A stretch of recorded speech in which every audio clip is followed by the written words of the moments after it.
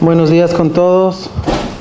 Como ya me presentaron, mi nombre es Fernando Soria, soy funcionario del Ministerio de Finanzas del Ecuador y también presidente de la Asociación Ecuatoriana de Finanzas Públicas.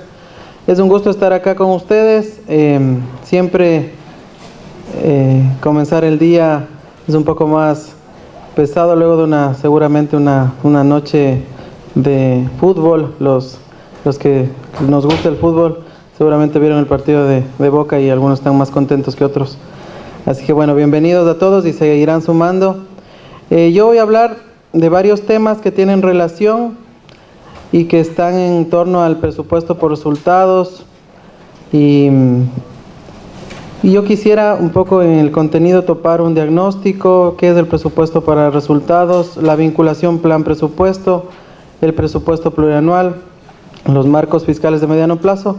Todos estos temas tienen estrecha relación. Muchos de ustedes trabajan en las áreas financieras, en las áreas de planificación. No sé si alzan la mano quienes trabajan en planificación. Vemos que hay pocos compañeros que trabajan en planificación y en el área financiera seguramente el resto alcen la mano. Habemos más financieros que planificadores y eso sucede normalmente, que los planificadores estamos instruidos en unos lugares y los financieros estamos en otros. Y lo mismo pasa en las instituciones. En las instituciones los financieros no nos vemos muy seguido con los de planificación. Es a lo que le denominamos el divorcio entre la planificación y el presupuesto. Están en la misma institución y muchas veces no se ven, o a veces son instituciones distintas dependiendo del país, pero tampoco hay una articulación. Por eso es muy importante la vinculación del plan con el presupuesto. ¿Quién planifica? El día de ayer tuvimos un expositor muy importante que nos habló de los temas de la planificación nacional y estratégica, y él mencionaba que es importante que el ente de planificación no sea el Ministerio de Hacienda o el Ministerio de Finanzas. Yo personalmente estoy de acuerdo en que quien planifica tiene que ser el planificador, obviamente desde el plan nacional de cada país y de la propuesta de plan de gobierno. No puede estar deslindada la propuesta de gobierno con la planificación nacional. Pero pasa que a la final quien planifica o quien dirime sobre lo que se hace es el Ministerio de Hacienda, el Ministerio de Finanzas. Y ustedes que están aquí presentes saben que a pesar de que planificación envíe su programa de inversiones, a la final los recursos son los que deciden qué se hace y qué no se hace. Entonces es importante la preeminencia de la planificación. Por eso, otro de los mecanismos es que el Ministerio de Economía y Finanzas, de Hacienda o el quien suceda o haga las veces en cada uno de nuestros países, le entregue los techos de gasto que puede realizar cada institución, y obviamente para que planificación en función de eso realice la distribución y no sea finanzas quien decida qué se hace o qué no. La otra pregunta es si es que en nuestros países existe gestión o planificación por resultados. Yo diría que todos tenemos planificación y gestión por resultados, pero no sabemos qué resultados estamos teniendo. Entonces nos hace falta algunos instrumentos para poder llegar a entender si nuestra gestión por resultados es buena o mala. A veces el balance de nuestros países, de la región, de Latinoamérica y el Caribe, el balance es negativo. Hay esfuerzos realizados por la gestión de gobierno, pero lamentablemente los resultados no son positivos, y eso medido en función de la satisfacción de la ciudadanía. No podemos pensar en un resultado si no es a través de la satisfacción de la ciudadanía. Y otra de las preguntas que he puesto aquí es ¿cómo incide la política en este ejercicio? Y lo vamos a ver más adelante. No podemos tampoco pensar que los instrumentos de planificación o de finanzas públicas pueden estar deslindados de la política pública y del desarrollo de la gestión de la misma. Seguimos adelante con este tema. Como decía, hay muchos de estos, de los temas que vamos a topar que están vinculados, ¿no es cierto? Aparte de la gestión y el presupuesto para resultados, la vinculación estrecha que tiene que ver con plan presupuesto, la calidad del gasto, y yo le he puesto un guión, la calidad del ingreso, porque lamentablemente muchos de los financieros que estamos aquí hablamos siempre del gasto. Cómo recortar el gasto, cómo ser más eficiente el gasto, la calidad del gasto, y nos olvidamos del ingreso. No vamos a poder tener mejor gasto o mejor asignaciones si no pensamos en el futuro de los ingresos. Cómo recaudar más para tener mayor presupuesto y poderlo ejecutar. Y también obviamente el presupuesto plurianual para tener un marco de mediano plazo.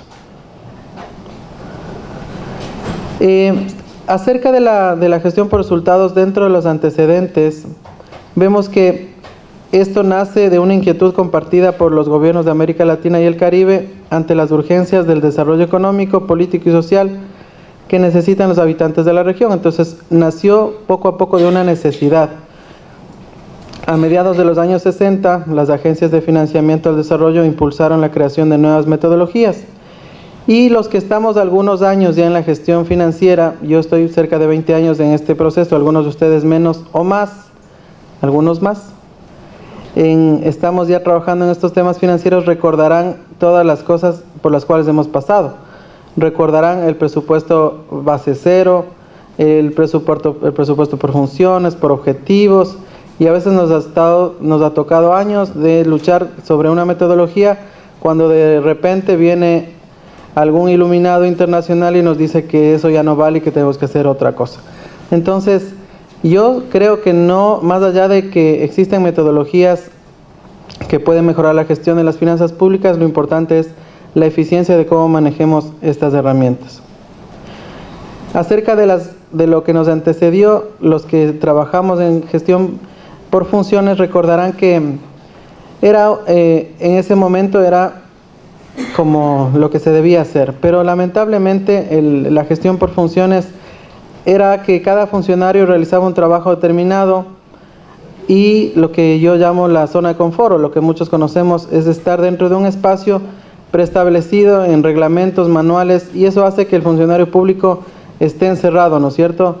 Les pasa a muchos de ustedes que cuando uno quiere hacer alguna gestión tiene limitaciones normativas, y muchos de los funcionarios públicos hacemos solamente lo que nos dice la parte normativa o los reglamentos y nos encerramos, digamos, en ese espacio, sin tener en cuenta necesariamente a la vista el resultado final. Eso es muy importante para las personas, las autoridades de las instituciones, es que los funcionarios conozcan cuál es la meta, cuál es el objetivo, a dónde queremos llegar, porque lamentablemente pasa de que muchos de las actividades los funcionarios las realizan solamente hasta el límite de lo que les encargaron como funciones. Dice, esta es mi función y hasta ahí llego. Pues lamentablemente nos encerramos en ese proceso y no vemos más allá. Luego de la gestión por funciones, recordarán que entramos a la gestión por objetivos. Entonces nace la gestión por objetivos y se apoya en teorías como la de la motivación. Entonces cambiamos ya el esquema de lo que los funcionarios públicos se quedaban, digamos, solamente en lo que tenían que hacer y pasamos a algo más evolucionado. El problema de la gestión por objetivos es que nos llenamos de indicadores. Recuerden también la época en que nos llenaban de cientos de indicadores que teníamos que cumplir. Entonces, lamentablemente, se volvió muy técnico el proceso de la gestión por objetivos y nos encerramos en un mundo de indicadores que luego eran difíciles de procesar. Aquí he puesto 4 pasos a seguir para lograr una gestión por resultados. El ciclo de vida de proyectos y programas, las evaluaciones, la evaluación ex ante, la evaluación de procesos y gestión y la evaluación de resultados e impactos. Acerca del ciclo de vida de proyectos y programas, podemos ver que en la transformación de una idea para resolver un problema hasta la puesta en marcha o implementación de la solución a dicho problema, para ello se requiere de recursos humanos, materiales, financieros y de información que pueden distinguir las fases. Estas fases son la preinversión, la inversión y la operación. Esta fase de la preinversión es muy importante. Cuando hablamos de proyectos, lamentablemente a veces los apuros políticos hacen que se deje de observar la preinversión, los estudios de prefactibilidad, de factibilidad y la implementación del proyecto. Pasa que se define un monto del proyecto a desarrollar con una sola proyección del mismo y sin tener un estudio final.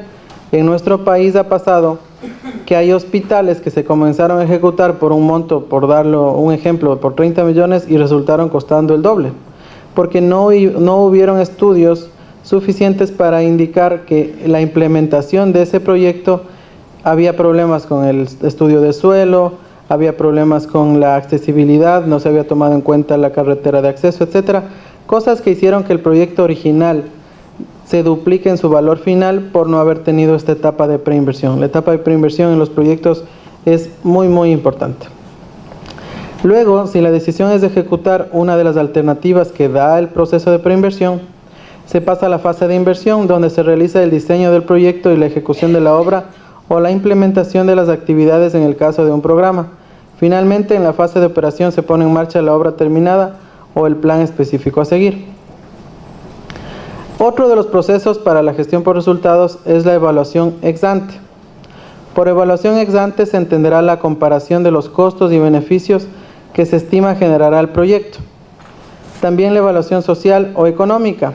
Esto es importante porque recuerden que como sector público habrán proyectos que sean rentables y otros que no necesariamente sean rentables, pero sean económica o socialmente importantes para que la gestión del gobierno lo realice. Hay proyectos rentables como son las hidroeléctricas, plantas de tratamientos de agua u otros proyectos que tienen retornos financieros. Hay otros proyectos como los de asistencia social, como hospitales, como unidades educativas que no necesariamente van a tener un retorno porque el Estado no debería cobrar por esos servicios, pero tienen un retorno social, que es lo que la gente necesita mejor atención de los servicios que genera el Estado. Para esto, ya en la ejecución, muchos de los gobiernos de la región ya tenemos y contamos con sistemas nacionales de inversión pública, ya sea estos en los ministerios de planificación o de Hacienda o de Economía, como es el caso de algunos países que tienen, como decía, incluida la planificación dentro de Economía y otros separados en instituciones independientes. La evaluación ex ante es de gran importancia en un contexto de gestión por resultados, ya que contribuye a asignar los recursos a aquellos proyectos que generan mayores beneficios, como decía, beneficios tanto financieros, económicos, como beneficios sociales.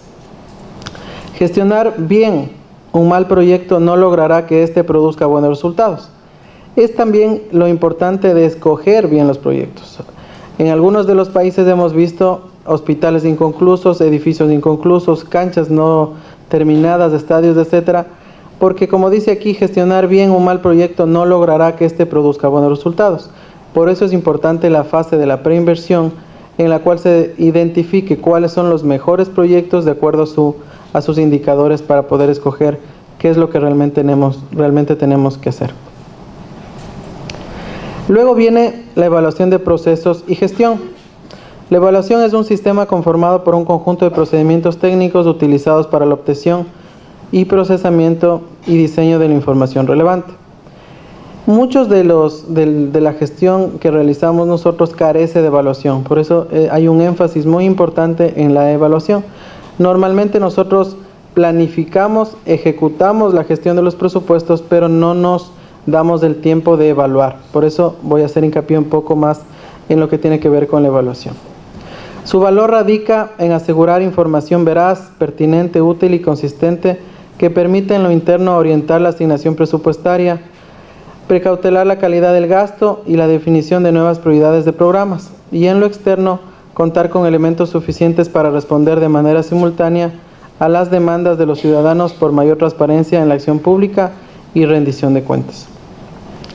Para que la evaluación tenga sentido, tenemos 4 condiciones. Un marco de políticas públicas y metas de largo plazo anclado en un sólido análisis de escenarios y riesgos, la construcción de soluciones transversales dada la multifactorialidad de los temas prioritarios, pobreza, salud, educación, energía, cambio climático, entre otros. Un vínculo estrecho entre presupuesto y planificación y evaluación, que es lo que también vamos a explicar un poco más adelante, y mecanismos de control social y participación ciudadana. También esta evaluación posibilita la interacción entre los sectores de gobierno más general, la presidencia, finanzas, hacienda, planificación, etcétera, y los específicos, lo que tiene que ver con salud, obras públicas, vivienda y otras entidades ejecutoras, la coordinación entre las diferentes instituciones públicas, entre las regiones y los niveles de gobierno, central, sectorial, estatal. En una lámina más adelante vamos a ver el ámbito de la aplicación de lo que hacemos normalmente como gestión de las finanzas públicas. Pero lo que menciona este párrafo es que debe haber una interacción entre los sectores de gobierno, no solo entre el gobierno central, y lo que menciona aquí, finanzas, planificación, presidencia, que son los entes rectores, sino también con los entes ejecutores. Tiene que haber una estrecha relación, vinculación, empoderamiento de lo que significa la elaboración de los presupuestos de cada uno de los países y su relación con las instituciones, y no solo del gobierno central, sino, como menciona este párrafo, con las de los gobiernos subnacionales, sean estos prefecturas, municipios o juntas parroquiales en el caso de mi país. La planificación tiene que llegar a nivel de que el mandatario conozca qué es lo que se está haciendo.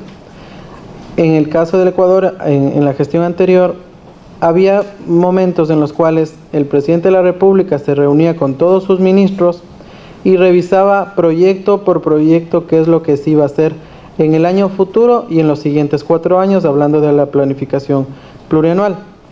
Y se delineaba qué es lo que se iba a hacer en lo que tiene que ver con hidroeléctricas, obras viales, escuelas, hospitales y otros procesos de inversión pública que era importante llegar al detalle para poder establecer qué es lo que se iba a hacer en los próximos años. Lamentablemente hay otros modelos de gobierno en los cuales se delega toda esta participación tanto a los rectores como son finanzas y planificación, y la vinculación con el gobierno central se va perdiendo. Y lo otro es que también se tiene que llegar a una planificación nacional para que no se dupliquen los esfuerzos. ¿Qué pasa en algunos países? Es que se construye un hospital por parte del Ministerio de Salud Pública dependiente del gobierno central y al mismo tiempo se construye un hospital por la Seguridad Social. O a veces se chocan infraestructuras con los gobiernos subnacionales. Hay una escuela del municipio y hay una escuela nacional. Y lamentablemente se duplican esfuerzos, se van desperdiciando recursos por justamente no haber una planificación articulada entre todos estos sectores. Este espacio se ha visto reflejado en la revalorización de instrumentos como los planes nacionales de desarrollo o el establecimiento de prioridades de políticas de Estado que expresan los compromisos de mediano y largo plazo de los gobiernos, el desarrollo de presupuestos orientados a resultados, el fortalecimiento de la función pública y de los mecanismos de gobernanza. ¿Qué riesgos vemos en este proceso? Se evalúa principalmente programas presupuestarios, más no las políticas públicas, como tampoco el vínculo entre metas de la planificación global, la sectorial y la de los programas. Eso pasa ya cuando la técnica supera a lo que realmente nos interesa. O sea, más allá de tener un presupuesto por resultados o unos programas presupuestarios bien delineados, lo que se necesita es que las políticas públicas lleguen a su resultado final. El resultado final de la política pública es de la satisfacción de los ciudadanos. Si nosotros, los que manejamos finanzas públicas y manejamos planificación, nos olvidamos del ciudadano, realmente nuestro ejercicio de trabajo ha perdido efecto. No es suficiente con tener una estructura formal, que todo esté bien realizado, que tengamos indicadores, seguimiento, evaluación, si a la final quien debe recibir el resultado, que es la satisfacción al ciudadano, no llega, lamentablemente nuestro trabajo no ha tenido un fruto exitoso. Los sistemas de monitoreo y evaluación cuentan con un número excesivo de indicadores, es lo que les mencioné hace un momento, y que es uno de los riesgos del proceso. Lamentablemente, por llegar a un detalle muy fino, nos volvemos demasiado exquisitos y técnicos, que luego la medición y evaluación es muy complicada. Por eso yo creo que, si bien es cierto, es importante tener indicadores, metas, objetivos, tiene que ser de manera real y práctica para que podamos luego tener mediciones y evaluación sobre lo que hemos planificado. A veces las instituciones, o sea nosotros, los que estamos aquí sentados, nos preocupamos más de contar los números, de ver qué controles hemos puesto y lamentablemente hemos generado mecanismos excesivos para el control de la administración pública. Otro de los riesgos es que hay desconexión entre el ciclo general de la política pública, de tal modo que por lo general la información producida por las evaluaciones realizadas está desfasada. Casi no se utiliza para alimentar las decisiones estratégicas, de manera de continuidad a los programas de la asignación presupuestaria. Esto es lo de la realimentación. Entonces, cuando yo hago una evaluación, tiene que ser de manera oportuna, porque de lo contrario, cuando yo hago una evaluación a destiempo, lo que yo le genere de información a la autoridad que toma decisiones, si ya no tiene oportunidad, lamentablemente ya no va a ser tomada en cuenta. Entonces hemos desperdiciado tiempo justamente por a veces extendernos en este proceso de evaluación o retrasarla. Los tipos de evaluaciones que se desarrollan de programas o de instituciones no permiten establecer relaciones de causalidad. El impacto respecto de los temas de desigualdad social, educativa, salud, empleo, pobreza y exclusión. Sigamos. Este tema de la evaluación de resultados e impactos es que la gestión para resultados para el desarrollo se ha ido constituyendo en un modelo de referencia para promover un proceso dinámico de evaluación de las finanzas públicas. La evaluación deja de estar hacia la valoración de los procesos internos de control y comienza a mirar hacia afuera, hacia el sujeto de la intervención del Estado, generación de valor público y a la gestión, y adquiere preeminencia a la orientación hacia el ciudadano, justamente lo que les mencionaba, hacia la satisfacción de sus necesidades en un sistema garante de derechos y la modernización de los procesos y recursos que la sostienen. Obviamente, la gestión por resultados tiene que ser evaluada al final en qué impacto tuvo, ¿no es cierto? Ello también obedece al hecho de que la gestión de la calidad y las evaluaciones que la sustentan se convierte en un activo político con capacidad de legitimar las acciones públicas.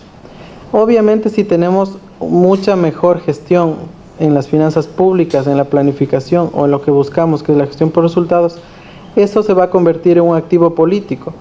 Lamentablemente, el olfato político no ha llegado a que utilicen las herramientas que nosotros, como técnicos en la parte administrativa financiera o de planificación, podemos darles a las autoridades del ámbito político para que utilicen a su favor el resultado o el impacto de estas políticas públicas y de la evaluación que podríamos hacerla nosotros. También es importante el consenso y respaldo político. Este es el desafío más relevante para la implementación de un sistema de monitoreo relevante y útil, transparente y consistente. La existencia de políticas de Estado sustentadas en reformas estructurales que hagan posible la equidad social como condición básica de la gestión y planificación para el desarrollo. Lo que decía al inicio, sin un apoyo político, la gestión de las finanzas públicas no va a llegar a su resultado final. Aquí un poco unas inquietudes que yo las puse para reflexión de ustedes y le puse como título un toque de política. A veces nos pasamos años planificando el plan de desarrollo, el plan quinquenal, el plan de 20 años, el plan de 30 años, una perspectiva de la planificación de cada país, y a la final vemos que los resultados son realmente insuficientes. Entonces yo digo, si planificamos tanto en nuestra región, ¿por qué tenemos aún hospitales sin medicinas? ¿O por qué no hemos hecho nuevos hospitales? Seguramente en algunos de sus países no han visto hospitales nuevos en muchos años. La pregunta es, ¿la atención privada es mejor? ¿O es que es mejor porque quieren que se vea mejor? Porque muchas de las veces las autoridades hacen que la administración pública se vea mal para que los ciudadanos tengamos que atendernos en la atención privada, en el servicio privado. Entonces, tenemos que luchar para que el servicio público, la atención pública sea de mejor calidad, justamente por nuestro trabajo, la gestión por resultados, la calidad del gasto, y no tener que enviar a nuestros ciudadanos a pagar por una atención privada, ni de educación ni de salud, porque para eso pagamos impuestos. Justamente el hecho de que nosotros paguemos impuestos hace de que por el lado del ingreso el Estado recaude, tanto por impuesto al valor agregado, por impuesto a la renta, que es el impuesto directo más eficiente, y no tengamos que hacer otra erogación como ciudadanos para atendernos en el servicio privado. Entonces justamente la pregunta es, ¿por qué está pasando eso? La otra es, ¿por qué hay escuelas sin profesores? ¿O por qué no hay escuelas? ¿Y por qué nuestros niños tienen que ir a escuelas privadas para poder educarse? Entonces eso significa que nuestra gestión pública, la del Estado, y no somos nosotros los responsables directos, son los políticos los responsables directos de la política pública, de qué es lo que se está haciendo en cada uno de nuestros países y qué es lo que estamos haciendo para mejorarlo. Es más importante mostrar buenos resultados a entidades internacionales.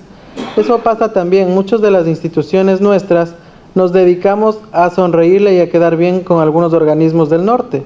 Entonces, ¿qué es lo que está pasando? Nos dedicamos más, las entidades de finanzas públicas del Banco Central o las entidades encargadas de la información macroeconómica, a vernos bonitos ante el resto, cuando lo que deberíamos es vernos bonitos ante nuestros ciudadanos.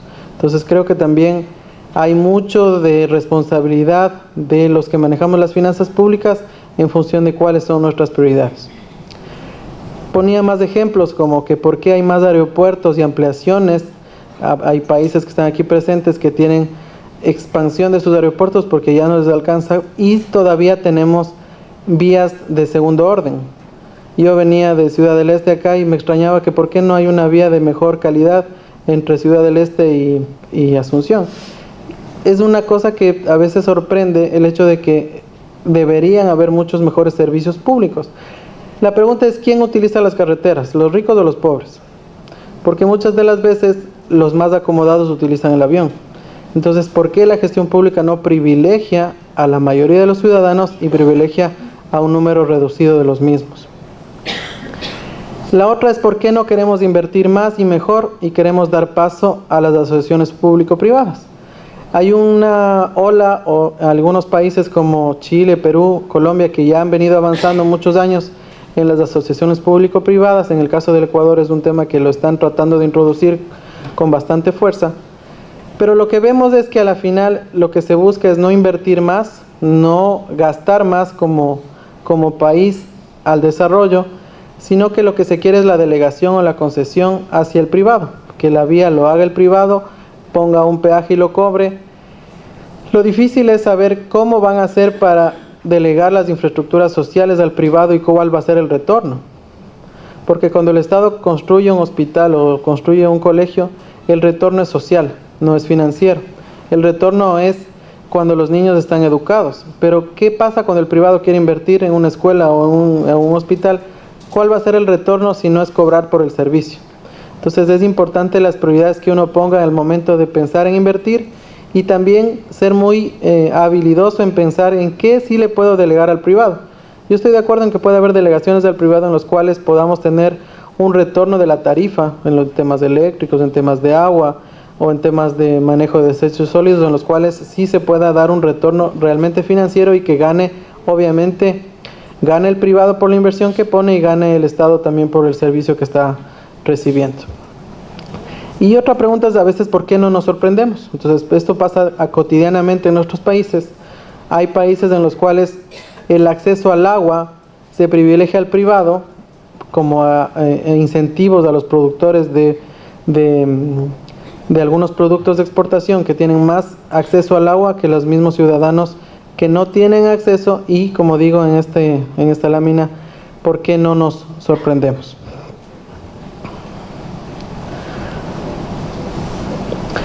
Otro de los temas importantes en lo que tiene que ver con la gestión de las finanzas públicas es el ámbito de aplicación.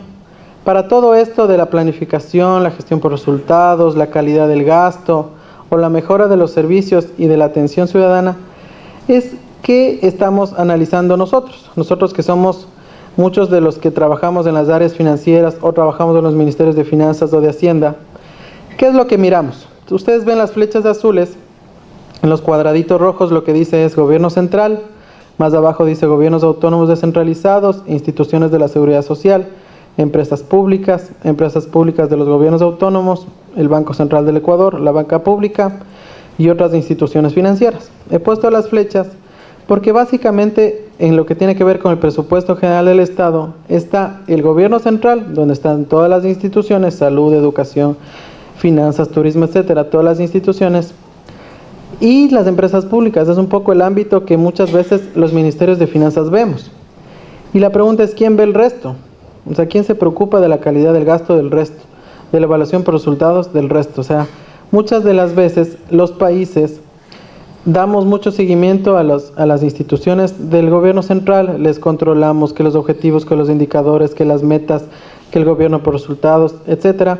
Y tal vez los recursos se nos van por por la tangente, digámoslo así, porque se van a través de las empresas públicas. ¿Quién de nosotros controla los salarios de las empresas públicas? ¿Quién de nosotros controla los salarios de las entidades de seguridad social? ¿Quién de nosotros controla los salarios de la banca pública? Entonces, muchas de las veces nos enfocamos tal vez en un 20% del todo y no estamos viendo por dónde se están escapando los recursos de los países. Y eso no solamente pasa en lo que tiene que ver con gastos de personal, también pasa con lo que tiene que ver con las inversiones, porque en el caso del Ecuador, que tiene todavía recursos de petróleo, las empresas públicas administran el presupuesto del petróleo antes de que ingrese al presupuesto general del Estado. Quiere decir que del total o del valor bruto de la exportación de petróleo, primero se distribuyen las empresas sus costos y gastos e inversiones, y luego el saldo resultante de este ejercicio entra al presupuesto general del Estado. Entonces, estamos controlando un porcentaje mucho menor al que deberíamos controlar. Entonces, les dejo una duda para que ustedes también revisen cada uno de sus países a qué le estamos realmente tomando atención. O sea, cuál es el porcentaje, cuál es el ámbito de la gestión a la que estamos llevando a cabo. Algunos de los que hemos sido autoridades y que algunos están aquí presentes, recuerden y pregúntense qué es lo que realmente controlamos. O sea, cuál es nuestro espectro de ámbito o de decisión o dónde realmente tenemos injerencia. Tal vez sea un 20, tal vez sea un 30% del total. Y luego, si bajamos más, vemos que el presupuesto al que nosotros observamos tiene algunas rigideces que ya no las podemos controlar.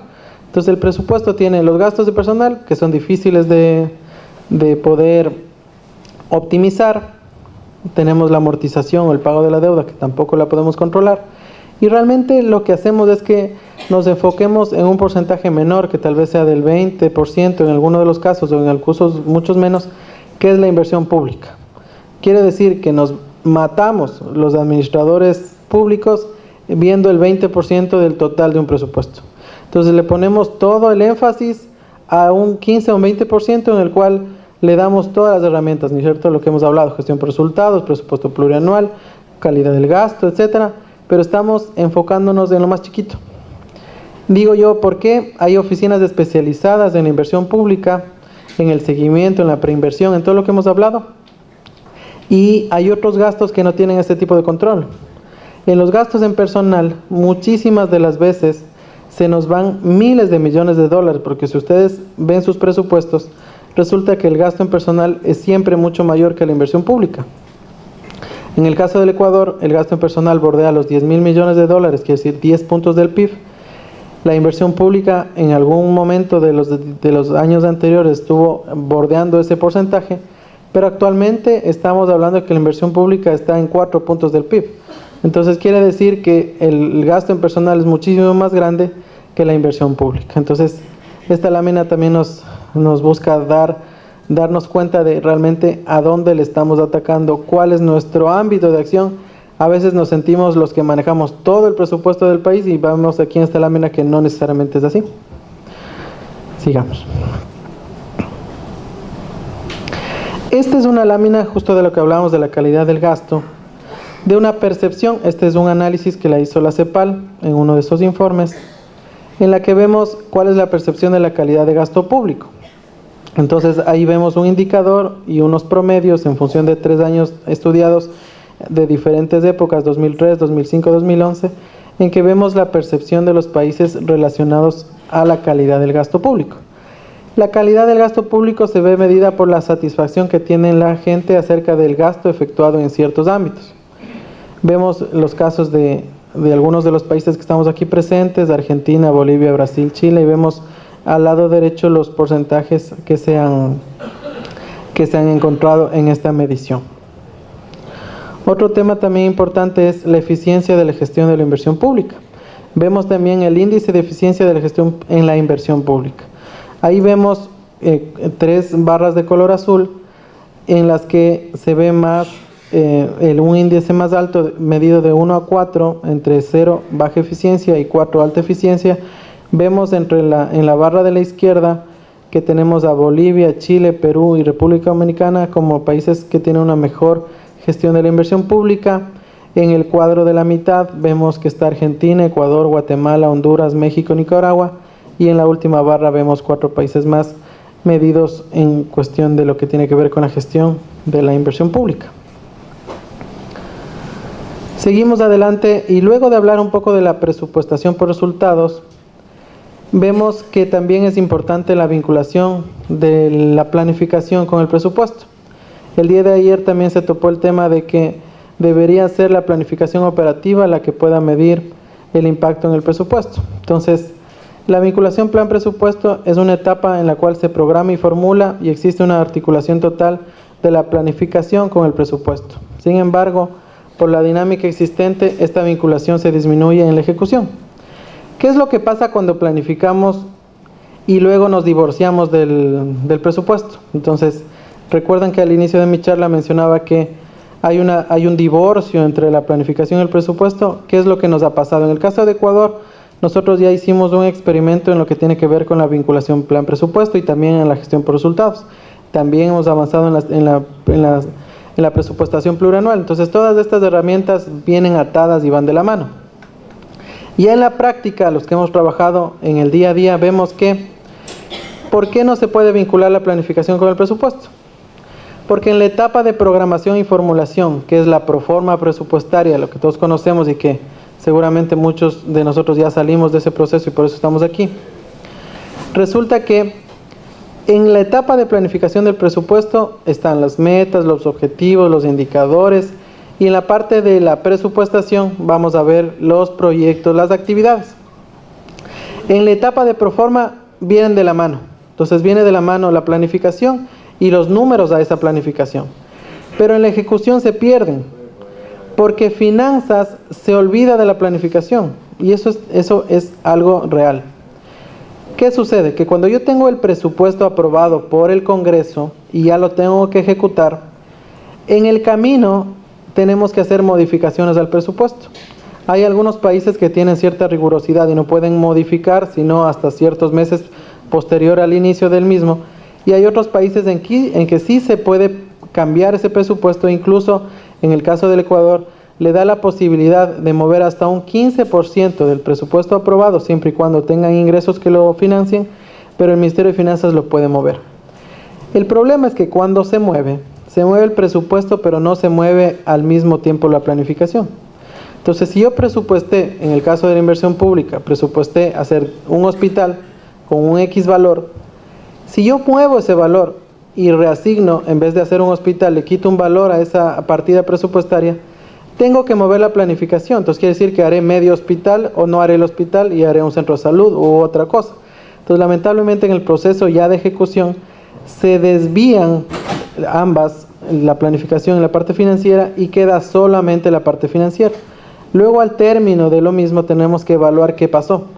Ahí es cuando la planificación muchas de las veces ni se entera, porque finanzas no le cuenta. Entonces no le cuenta lo que pasó. Por eso hasta la relación del divorcio suena coloquial con lo que pasa en la casa. Uno hace las cosas, se gasta y no le cuenta a la mujer. Entonces más o menos es lo mismo. Entonces eso está pasando diariamente con la planificación y el presupuesto. Con el fin de avanzar hacia el presupuesto por resultados, se ha identificado que es necesario revisar la categoría de programa, buscando una vinculación durante todo el ciclo presupuestario con la planificación y definir los productos, bienes y servicios que generan y los resultados a alcanzar. Entonces ya entramos a otras metodologías, como es la cadena de valor, para poder identificar qué productos, qué servicios van a brindar estos programas. Entonces eso hemos trabajado en el Ecuador en la vinculación plan-presupuesto. Este es un cuadro difícil de leer, pero lo que quiere buscar es que recordemos que la planificación tiene que estar en los egresos permanentes y en los egresos no permanentes. Recuerden, no podemos darle seguimiento solamente a la inversión. Tenemos que darle seguimiento también a los otros procesos de gasto permanente, que posiblemente sea la llave abierta que no nos hemos dado cuenta por dónde se va el presupuesto del Estado. Esta lámina lo que dice es que existe la planificación nacional, existen indicadores, existe una política pública dada por el plan de gobierno, y esto tiene programas nacionales y sectoriales. Hay productos que se derivan de estos programas, y luego vamos bajando a los objetivos institucionales. Estos también tienen indicadores, y también tenemos que tener los objetivos operativos. Esto, como decía, en egresos permanentes y en egresos no permanentes. Los egresos no permanentes tienen proyectos, componentes, actividades, y estas actividades son las que tienen que ligarse posteriormente con la planificación. En esta lámina vemos cómo se integran los dos sistemas, los sistemas conceptuales y también los sistemas informáticos, porque para esto tiene que haber herramientas informáticas que se conozcan entre sí y que se puedan leer entre ambas. Aquí hemos puesto el ejemplo de Ecuador. En el lado de planificación, en el lado izquierdo, vemos el sistema de inversión y de planificación de la inversión pública. En el lado derecho vemos el SIGEP, que es la herramienta informática, un CIAF, que es lo que maneja la gestión financiera. Por el lado de la planificación, tenemos el Plan Nacional de Desarrollo y otros instrumentos de política. En el lado de la presupuestación o de la parte financiera vemos la misión y visión. El objetivo estratégico institucional, que tiene sus indicadores, debe estar atado en la misma herramienta con el objetivo estratégico delineado desde el punto de vista financiero. ¿Dónde se tienen que atar? Es en la categoría de programa. En la categoría de programa, tanto del programa desde el lado de planificación, tiene que atarse con el programa desde el lado financiero. Ahí es donde pueden, digamos, fusionarse ambas cosas. Y a la final vamos a tener proyectos y actividades que tienen que valorarse. Entonces, en la planificación vamos a tener programas nacionales o programas específicos, los proyectos de inversión, y esos proyectos tienen que estar cuantificados. Cuando ya tenemos valores a estas actividades, le ponemos los recursos, se aprueba el presupuesto, pero tenemos que darle seguimiento en la ejecución. Si no damos seguimiento en la ejecución, se pierde esta vinculación plan-presupuesto. En el panorama del proceso de planificación, como vimos, se articulan las políticas nacionales, las políticas sectoriales con los objetivos y especialmente con los objetivos estratégicos institucionales. Ahí vemos la planificación y el Ministerio de Finanzas, en lo que les hablaba que la línea roja es la vinculación a través de los programas y los proyectos y las actividades. Este es un esquema de lo mismo que hemos visto, ya a un nivel más detallado. Y como vemos en el proceso que hemos revisado, vemos la revisión de estos insumos entre la planificación y las finanzas, enfrentamos los objetivos estratégicos institucionales con los programas, identificamos los productos del programa, relacionamos los proyectos con los programas y obviamente revisamos las actividades del gasto permanente y no permanente, insisto, y para poder llegar a la determinación de resultados del programa. Perdón un ratito. Pero nuevamente vuelvo a la pregunta inicial. ¿Por qué nos enfocamos tanto en el gasto y nos olvidamos del ingreso? Entonces la planificación y la gestión tienen que también pensar mucho en lo que tiene que ver con el ingreso. Vamos a ver una lámina de los ítems de ingreso y gasto y vamos a ver que en el ingreso también tenemos muchas cosas que hacer. Vamos a hablar también del presupuesto plurianual de manera un poco rápida, pero quería llegar a una lámina en la cual vamos a ver, voy a irme un ratito a esta lámina.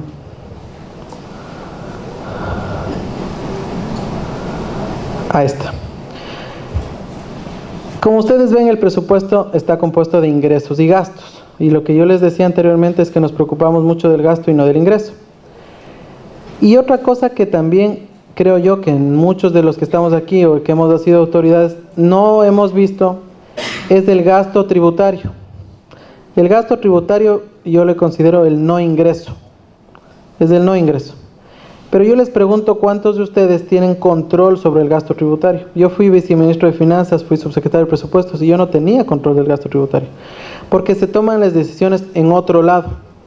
Resulta que hay una institución llamada COMEX, que es una institución que maneja todo el tema de comercio exterior, en la cual se tomaban decisiones y esta institución tenía un delegado del presidente de la República, obviamente con mayor jerarquía, en la cual se presentaban propuestas de inversión privada en las cuales se decidía exoneraciones de impuestos. Entonces resulta que venía una propuesta de inversión, me invento, en temas turísticos, y lo que hacía esta institución es exonerarle de los impuestos durante 10, 15, 20 años.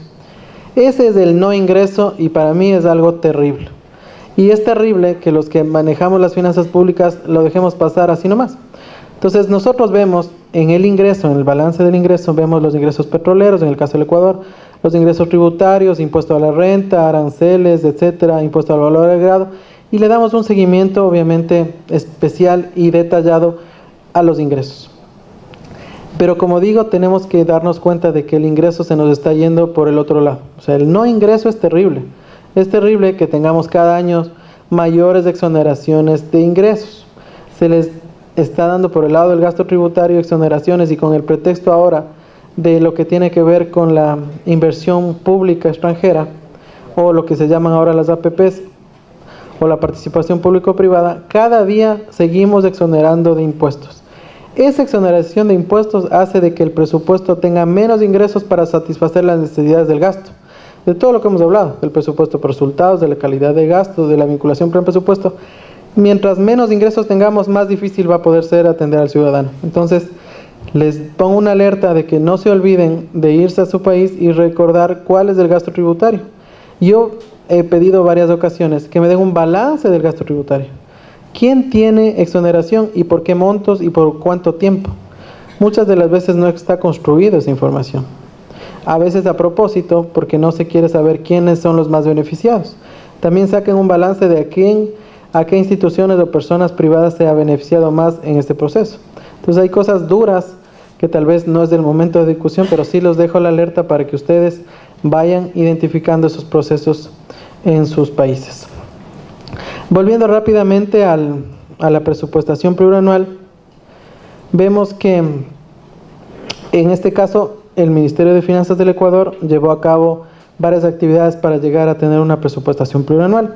Entre eso, varias reformas legales. Es bien difícil poder avanzar en cambios estructurales en sus países si no hacen cambios en sus bases legales.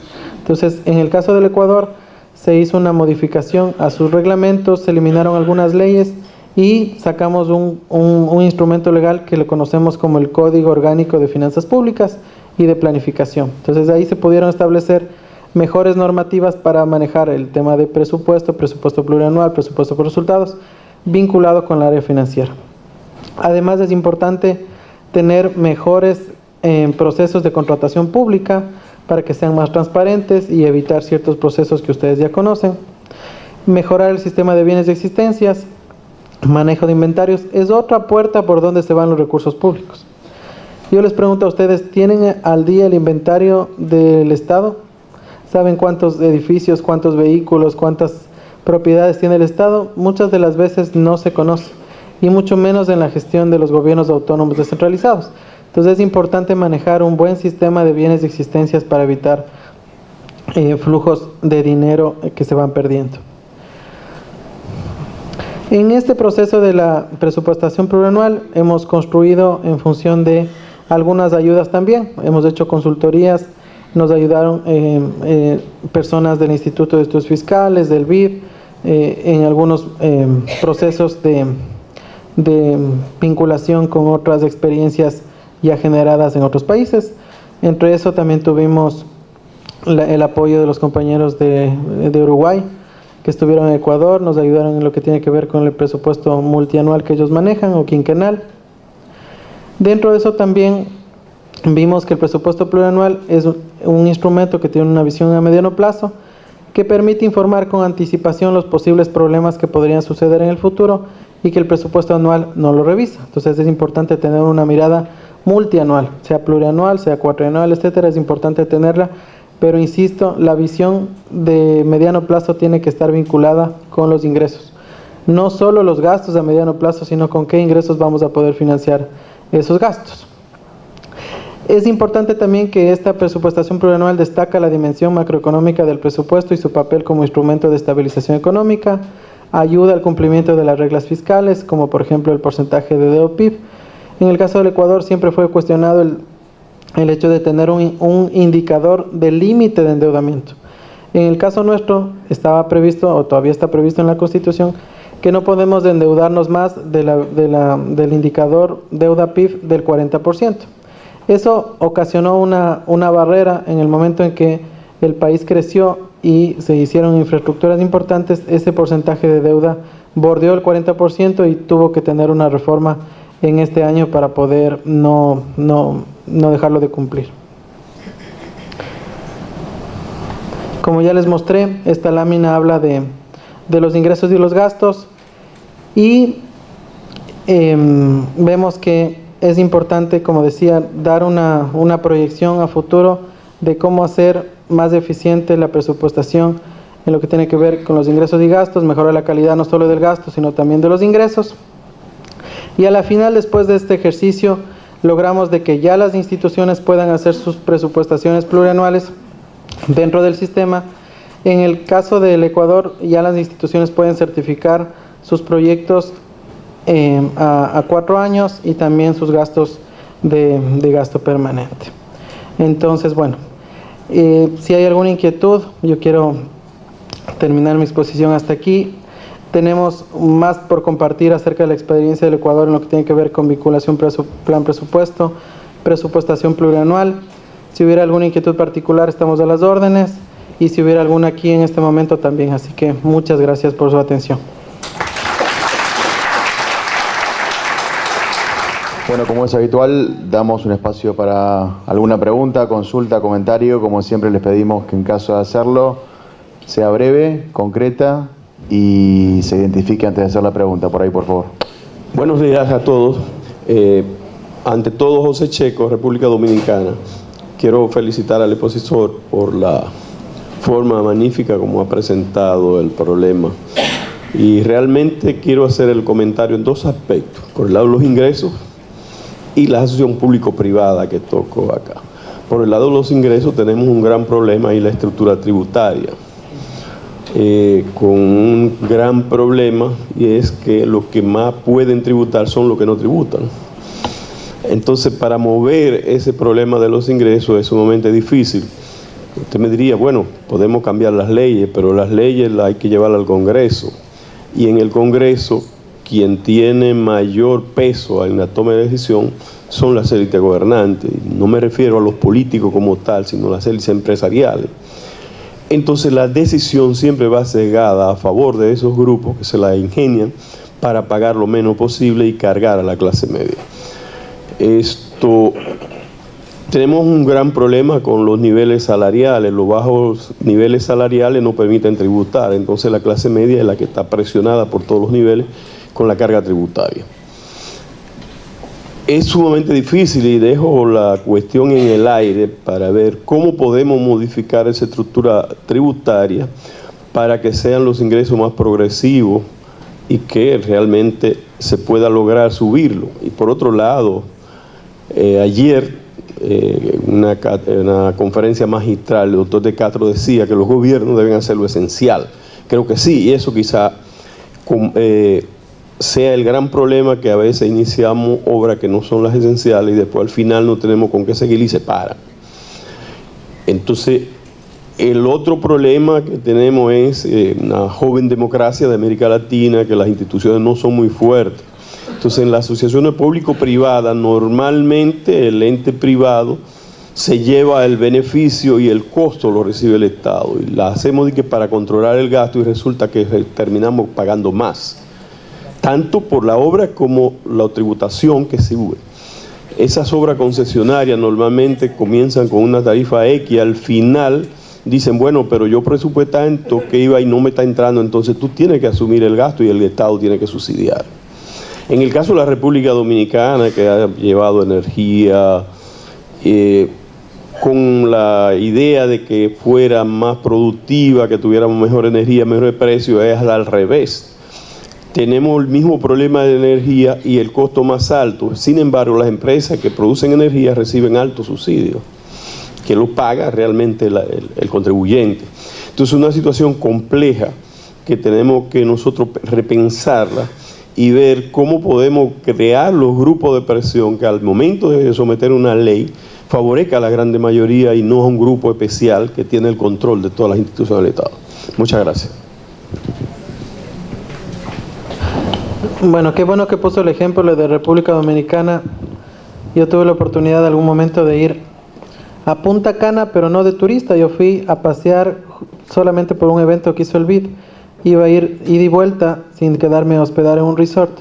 Y quería conocer la playa y no pude, porque no hay cómo pasar. O sea, es impresionante que la persona que va a ese lugar no pueda pasar si no pisa y no paga por ese piso. Entonces, lamentablemente, los ciudadanos nos vemos excluidos de nuestro propio territorio, en el caso de ustedes, los de República Dominicana. Tuve que ir a Bávaro para conocer la playa y pasar por todos los huecos en el camino. Entonces, ¿dónde está la inversión pública-privada? O sea, ¿dónde está la inversión privada? Está solo en los hoteles y nada más. No queda nada para el ciudadano. Entonces, este convencimiento de que las concesiones o el aporte del privado hacia la gestión del gobierno, la verdad hay que tener mucho control para poderla realizar. Nos engañan o nuestros políticos se dejan engañar para que estas inversiones públicas lleguen a nuestros países y lamentablemente vemos que no tienen una respuesta ciudadana. Luego de haberles dado concesión por 10, 20 años, resulta que no pagan un centavo de ingresos y tampoco tienen impuestos a su salida de capitales.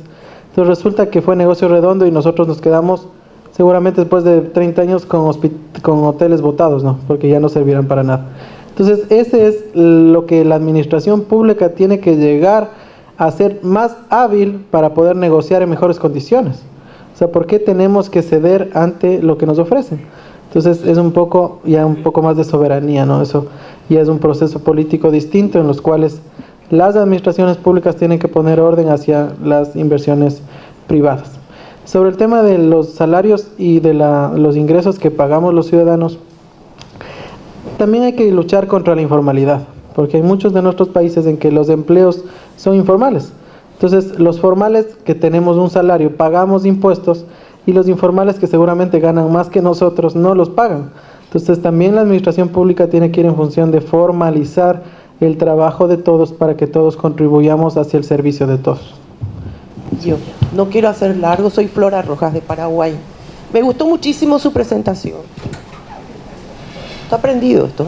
Sí, se escucha. ¿Se escucha? Sí. Me gustó mucho su presentación y más todavía cuando habló del ingreso, ¿verdad? La gente más, los técnicos se preocupan por el gasto y como yo dentro de la administración pública en mis años en que estuve siempre fue el ingreso, ¿verdad? Con relación al gasto tributario yo le voy a dar alguna información de lo que está pasando en Paraguay. Más o menos un 2% del producto tenemos de gasto tributario, pero no sabemos si toda la cifra esa es real, ¿verdad? Si es confiable la estadística. Tenemos una ley 6090 de fomento a las inversiones, en donde abunda el pedido de exoneraciones, pero nadie hace el control. Por ejemplo, presentan proyectos donde dice, bueno, vamos a dar 100 puestos, 120, 200 puestos, van a entrar tal maquinaria, y nadie hace el control. Porque ese control debería estar de si realmente esa inversión se hizo, porque es fomento al empleo, al trabajo. Y no hay control. Y es cierto, en este tema del gasto tributario es el Ministerio de Industria y Comercio quien debe llevar el control y Finanzas es quien tiene que dejar de recaudar, ¿verdad? El ingreso hay espacio fiscal como para recaudar más. Porque hay mucho... la gente es reacia en pagar los impuestos. Acá nosotros tenemos una pelea para que te den factura. Saliendo más o menos de Asunción ya la gente no da factura. Y hay una necesidad imperiosa de tener más recursos genuinos para financiar el presupuesto. Y es muy cierto, yo celebro lo que usted tocó, que es el gasto tributario. Gracias. Gracias por su comentario.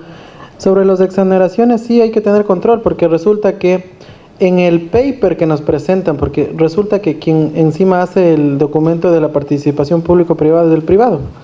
Él presenta el documento. Nosotros lo que hacemos es la revisión. Entonces debe haber una articulación entre el Ministerio de Comercio, que es el que más que todo participa en las negociaciones. La planificación también, debe estar presente el planificador en todo este proceso.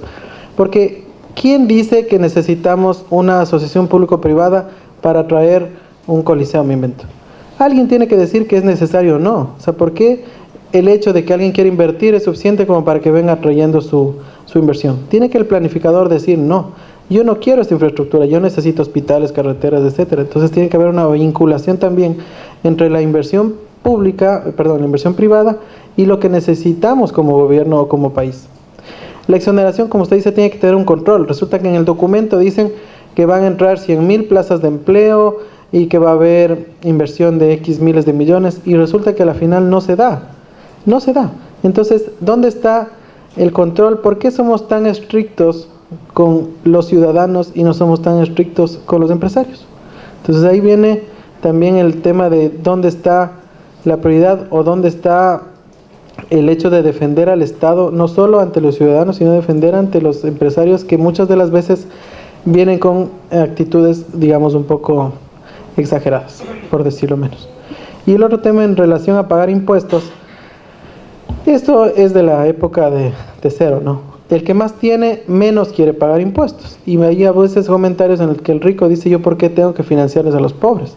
Entonces este tema es ya de una visión ideológica, en el cual el Estado tiene que saber si su redistribución de la riqueza, en qué función y en qué porcentaje se va a dar.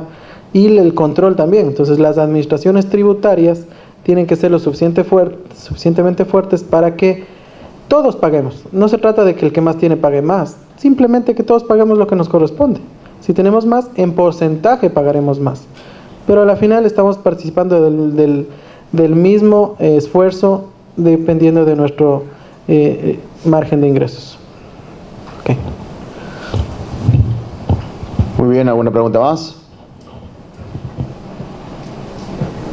Bueno, excelente, le damos un aplauso entonces a Fernando Soria por su exposición y su participación.